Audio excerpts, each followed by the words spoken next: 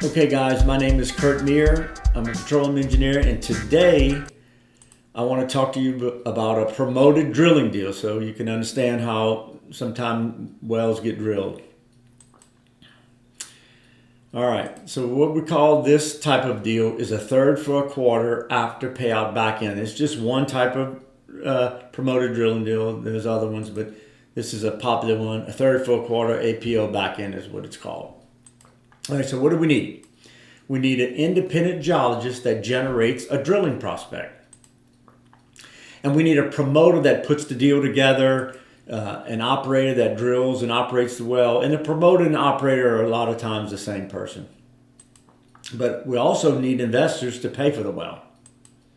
So how does it work? The geologist generates a prospect. Here it is. It can be the well control, based on well control or seismic. We have the location there that we want to drill. And then the promoter has to lease up the property over the prospect. Now, in this case, the leases cost $250,000, and he has to pay a 20% royalty to the landowners.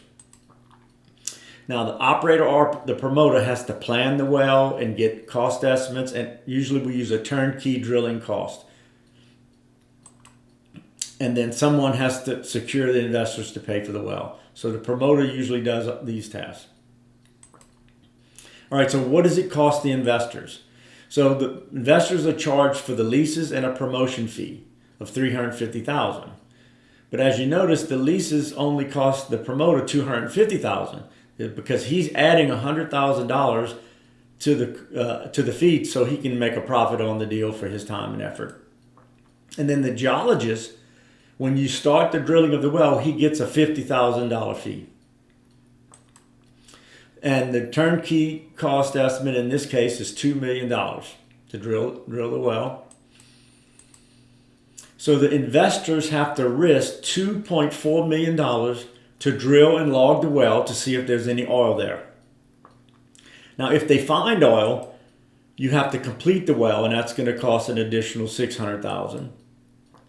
And so the total well, if it's a producer, will cost $3 million. All right, so who owns the well once we drill it?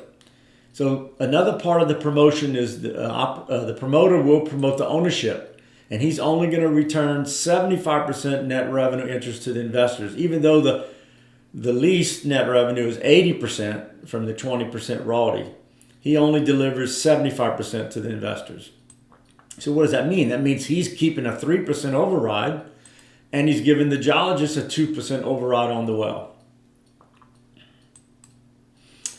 All right, so what do the investors get? Before payout, remember this is a third for a quarter, so 3/3 of the well is 100% working interest, so the investors pay 100% of the well, and they will get a revenue of 75% from the sales of the oil. That's before payout. Once the well reaches payout, it's a third for a quarter deal. So if you had 3/3 of the well, now you only have 3/4. So the investors would now only have 75% working interest, and their revenue interest would be 56.25. What about the promoter? Well, the promoter now has that other quarter, so he owns 25% working interest in the well, plus the 18% revenue on his working interest share, plus the 3% override that he kept in the deal. So he's going to get 21.75% of the revenue from the well. The geologist, he does not pay for the well, it's zero working interest, but he will get a 2% override as his revenue interest share. What about the landowners? The landowners, they don't pay for the well, so that's a 0% working interest, but they get their 20% royalty as a revenue interest. So the ownership of the working interest has to equal 100%, and the revenue interest has to equal 100%, and they do in this case. So if you're evaluating this project for your investor client, you have to factor in the ownership changes at payout in your economic evaluation. So I use PhD Win software where you can do this. It's very easy to do. So that's a typical promoted drilling deal. It's not the only way to do it, but that's one way. And I hope that was informative and instructive. And it just let me know your thoughts. Thanks.